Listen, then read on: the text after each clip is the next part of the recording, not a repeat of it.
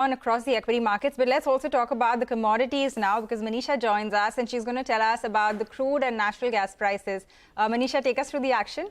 Pavitra, thank you for that. Well, the crude oil prices have continued to stay on the higher side of the range, not exactly where we were as a knee-jerk reaction after the Saudi Arabia pledging nearly 1 million barrels per day of a cut for the month of July. But we seem to be holding around that 76, 77 mark for the Brent prices right now. The crude oil prices, remember, declined 10% for the month of May, and they continue to be 10% in the negative for 2023 until now. But the Saudi cut to around nearly 9 million barrels per day for the month of July in the latest is the lowest in many years, and that will continue to support the prices. There also was a UBS report suggesting that this is the month that you could be looking at nearly 3 million barrels of a deficit as well in the global markets. The street also is watching out for various reports that have come in. Commonwealth Bank of Australia, for one, says that they are expecting crude oil prices to go to $85 a barrel by the fourth quarter of 2023. There are more bullish statements coming in. This one from Goldman Sachs, where they say that by the time this year is ending, you could be looking at crude at $95 a barrel.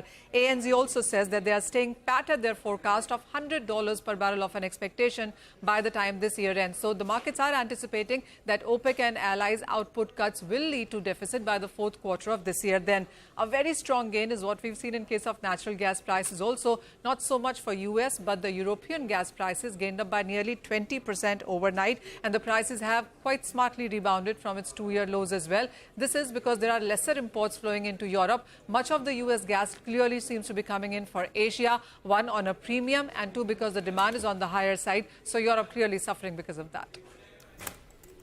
All right, got that. Thanks very much, Manisha, for the updates there on all the commodity market action. We do have to take a